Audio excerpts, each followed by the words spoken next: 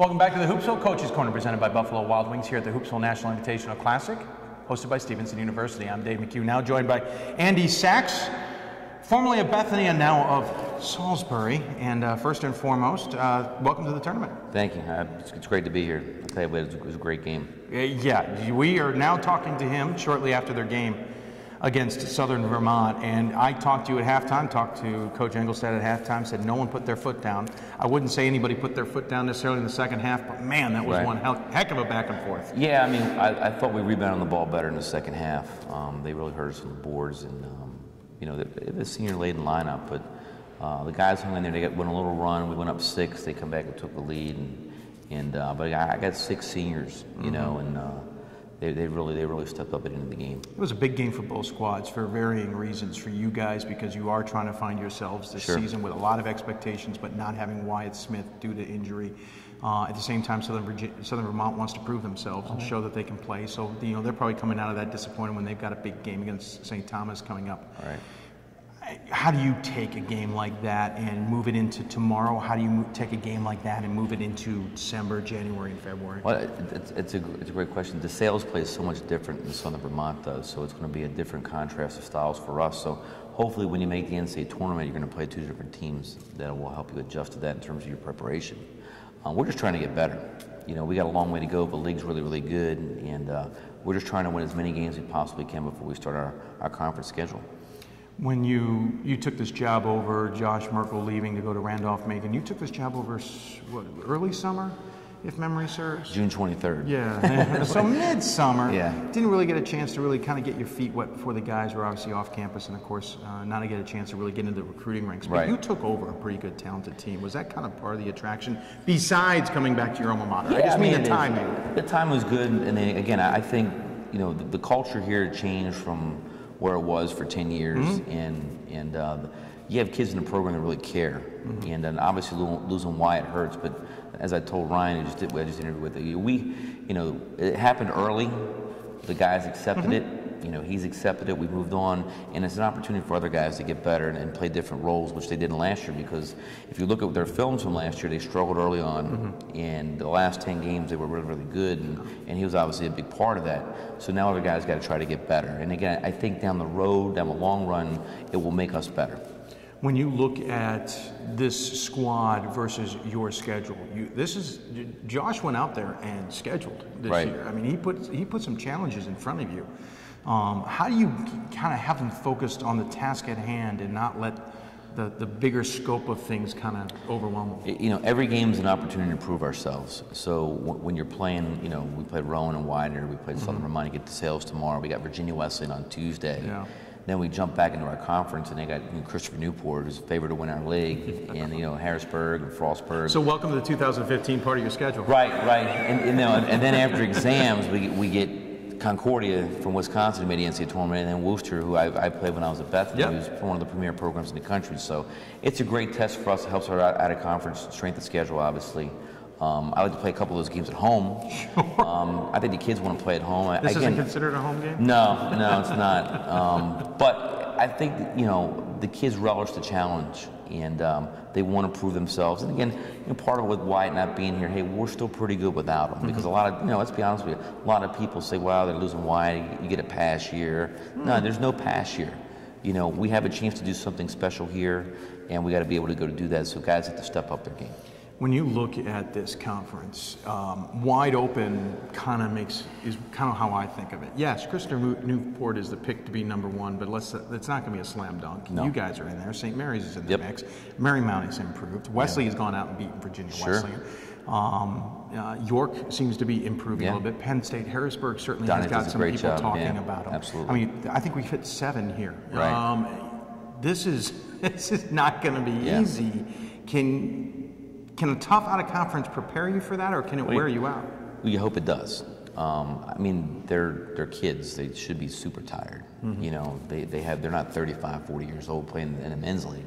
Yeah. But, you know, you want to be able, as you move on to practice in January, to pare your practices down, you know, and just start trying to save our legs. I think the issue for us is everything's so new. Yeah. Because, I mean, we all have a way of doing things as being a head coach, and I'd like to play faster, but we'll play as fast as we can. That will help us win. Everything is new in terms of offense. The defense is way different than they've done in the past. And we've caused a lot of turnovers already, which we did at Bethany. So I think they've bought into that. But at the end of the day, it's still basketball. And I have 14 guys in my program, 15 if you count Wyatt, that really care about basketball and care about the school. Obviously, this is your alma mater. This means a lot to come back to the Eastern Shore it for does. you and to coach your team. Obviously, the timing was perfect. You've done good things at Bethany. You've obviously gone through the coaching ranks before. You were an assistant at Holy Cross, so was Dan Engelstad at one time. So you've been through the mix. What do you take from Bethany that you can bring to the Eastern Shore, or how much can you take as a player from being at Salisbury and bring back to the table? Well, first of all, being a head coach helps you. Mm-hmm. So for Bethany giving me the opportunity to be a head coach and us having a lot of success there in my 6 years was certainly helped.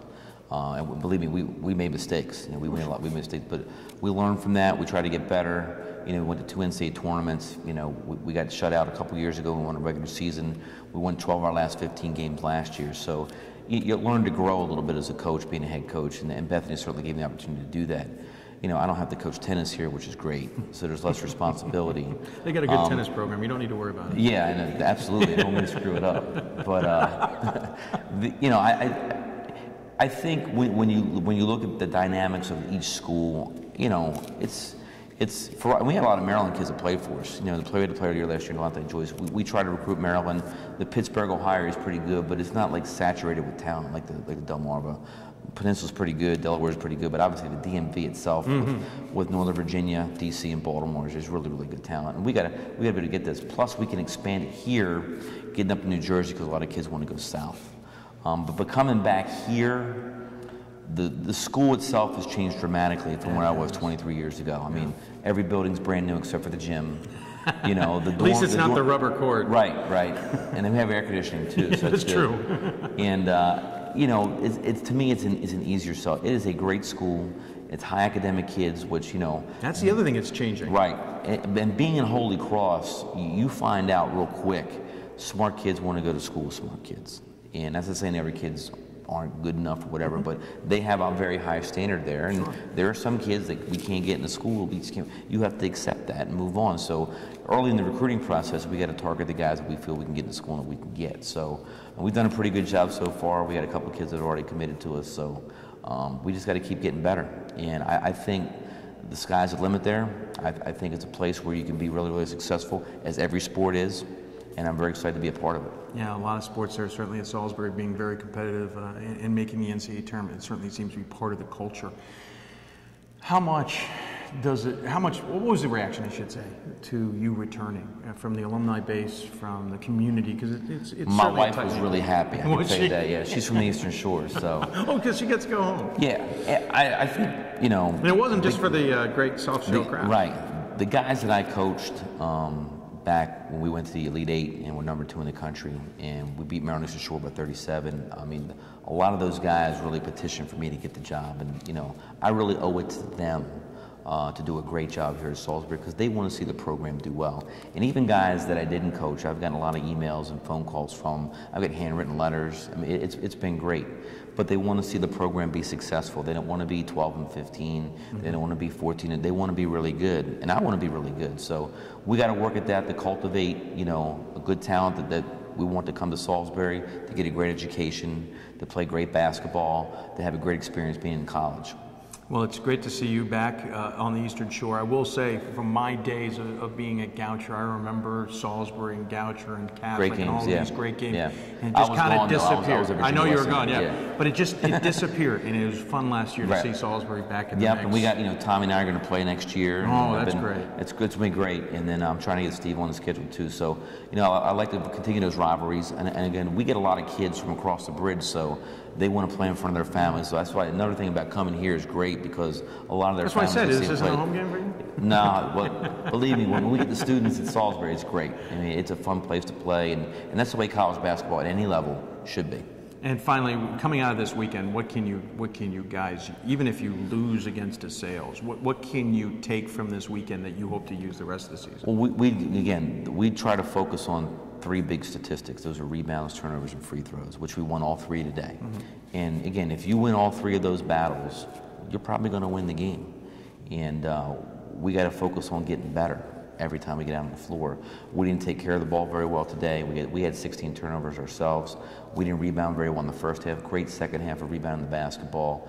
And we're still a little, disjointed offensively.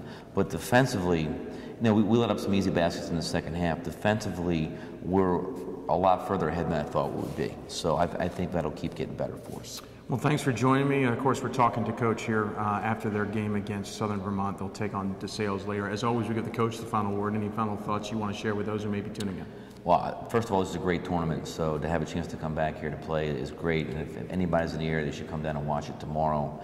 And I think if you've never seen Division III basketball before, this is a great area to see it in, not only at Salisbury, but at Marymount, at Catholic, at Goucher's better now, Stevenson. It's just a great place to watch and take your family. Hopkins, yep. We've got Hopkins coming to play us next year, so it's just a great area to play in, and there's a lot of good basketball at every level, Division I, II, and III in this area. So it's a great time to take your family out, sometimes for free. Yeah, you're absolutely right. Well, thanks so much. Andy Sachs from Salisbury, part of the Hoopsville Coaches Corner, presented by Buffalo Wild Wings here at the Hoopsville National Invitational Classic, hosted by Stevenson University.